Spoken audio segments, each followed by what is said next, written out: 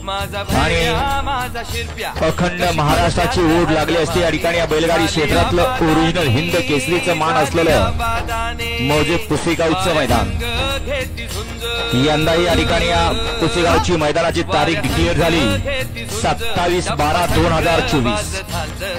आणि या मैदानात या ठिकाणी समस्त ग्रामस्थ व समस्त यात्रा कमिटीने या ठिकाणी ऐतिहासिक असा या ठिकाणी निर्णय घेतला की या वर्षी या पुसेगावच्या मैदानामध्ये